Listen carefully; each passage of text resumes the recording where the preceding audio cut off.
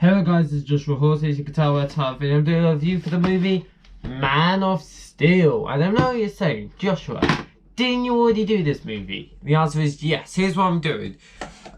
Because of my DCEU, a lot of my opinions on the movies have changed. So I decided, and I haven't done them all. So I put on Instagram, should I redo those reviews and give some more updated opinions on them?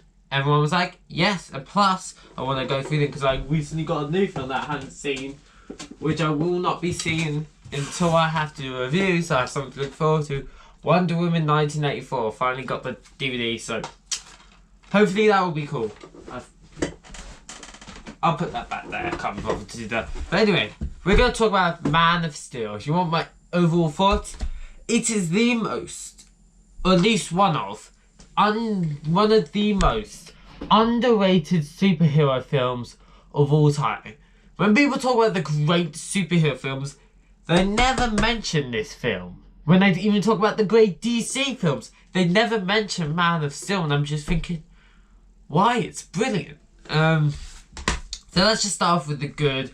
Henry Cavill plays a really good Superman. Maybe he's a really good modern interpretation of Superman. Because the problem I had with Superman before really getting to know Henry Cavill's version, and this is another reason I want to change it. I had my view of Superman completely changed because of the order I watched those films. So I came into Batman v Superman not thinking he's very human and so on. So that's another reason, because I want to get the proper feeling of this guy. He was really good because I don't think I would have liked those older films just because Superman is too perfect. Like, he's got no weaknesses and nothing. This person, yes, he hasn't really got any weaknesses, but he's got human flaws. He's got human weaknesses, which make him humanly a relatable human being, which makes him an incredibly compelling character for the modern day interpretation, because no one's going to buy into this perfect guy. It was a really good modern day interpretation of it, and it's kind of the story of like who he's gonna be, like who is he, like should he show these powers to the world because his father believed that if he showed the power of the world would turn against him, because it's a really good quote for the film without spoiling anything. People are afraid of what they don't understand. It's just a really good quote, I'm just gonna say. So yeah, his intention was to bring two worlds together, the world of the Krypton and the world of Earth, and bring them together. And he's just trying to figure out like who he is. Is he a Kryptonian? Is he human? There's a lot of elements to the character, and every time I watch this, I notice something different. I notice more, and I notice more. And that is very interesting to me because you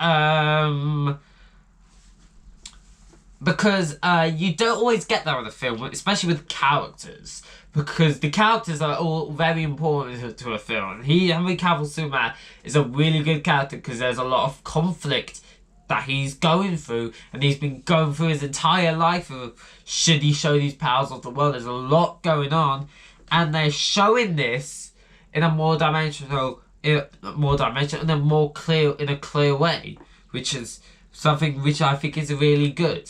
And there are connections, if you look for them, between Superman and Jesus, as you know, because I don't think that's offensive or anything. That was kind of always the case, and plus that's good ripping off, or not ripping off, but good connections. It's not one of those things that's flat out offensive, but that's just my thoughts. There are similarities if you look and you try and poke the bear.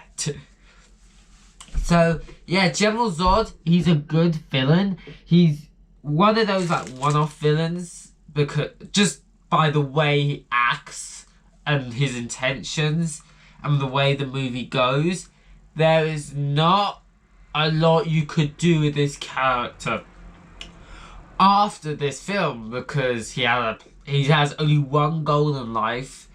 And he fails that because he's from Krypton, and Superman was the first natural born in generation, so he wasn't naturally born. So he was designed and created for a purpose, and that was and we find out that purpose in the film. And when that purpose doesn't happen, when he fails, he has no purpose anymore.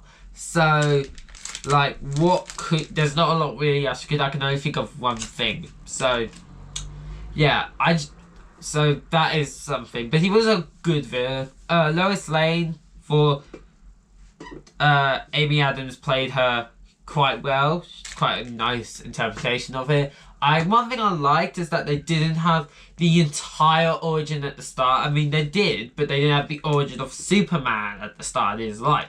They kind of cherry blossomed it on the way, because usually with an origin, you're just kind of like, okay, let's skip the origin stuff and get to the actual good stuff. They did it in bits, so it wasn't one of those. You still had that interesting stuff, but you had those flashbacks put in to help you understand the story that is trying to be told, and the relationships he's got with the characters and his family members. So that's really good. So yeah, a big part of this film was figuring out what he was sent to do. What was his purpose to coming onto Earth? So, jeez, I'm talking a lot. So I really like that, and just the film and the way they present it is incredible. And another thing, the music is just, this is an incredible music, like fantastic music. It is incredible and really gets you into it. Another thing I've noticed is the cinematography is fantastic. Probably my second favourite film when it comes to cinematography. My first one, in case you're interested, is The Last Jedi. I think visually that film was the best. But this is a beautiful looking film. And it looks so clean and just incredible. And the action, although it could be argued there's too much of it, the action is blooming brilliant. It is incredible, huge, big. And it's not like these huge actions that within real life have consequences don't have consequences. They do, and they get touched on in Batman v Superman. So it's not just stupid loads of action for a reason. It's action with an intention, and it looks great, but there's intention to it. There's something behind it and its impact. So it's not just a one-off thing. It was a big thing. Now let's get to not stuff I kind of really disliked, but just mixed stuff. The only thing I can think of is that there was a lot of the action. Although I just said the action's great, there was a lot, and the problem is they pack all that action into the final act with very little scenes of just normal character discussion. There is some, but compared to everything else in that final act, it's just action, action, action. And if you're not like me, who took an occasional pause break to go to a toilet to get a snack, because I've done this before, you just watch it in one go. It is an exhausting thing. It's great, but it's exhausting. And that kind of leads into to flat out negatives, and that you are exhausted in the film because the action, it's just too much of it. They only need to cut like a scene off or something, just make up, because it's better if you pause for a quick break between the action scenes after specific parts of the action has come to an end, because then the action stays fresh. But if you don't do that, it's a stretch. Also, this movie can be a bit of a stretch. I think it's a little too long. I think it's 2.5 hours or something like that. I think that 120. Okay, I don't think it is 2.5, but yeah, I think it's just a little bit too long. I feel like if you cut 10 to 15 minutes off it, it would be a better film, because it felt like it dragged a bit. But yeah, that's all I really have to say. Overall, I think this film is incredibly underrated within the superhero genre, and I would give it an 8.5 out of 10. I really enjoyed this film. I thought it was fan-flipping-tastic. I don't get why it doesn't get the recognition it deserves as well. Those great superhero movies. There's a lot of great stuff to it. It was just, which is what I love about the DCEU, is those movies that are just established around that character, where they try and do these big team up things. It gets a bit splodgy because they're trying to catch up to the MCU and not focus themselves. But when you have these standalone movies that focus on themselves, like the future movies we're going to see, it is brilliant. And you get to understand the character a lot more than introducing them in a movie that is just 2 hours and we hadn't seen them before. I'm not talking about anyone in particular. Flash and Cyborg. Yeah, it's not like they were introducing the film. Well, it's literally just 2 hours and we barely heard any. We only have the sheer basis of that origin story. And as soon as I can easily watch the Snyder Cut, I will, because I think that'll be a better version. But for Justice League, that is. But overall, this film is brilliant. I would give it an 8.5 out of 10. I think it's hugely underrated.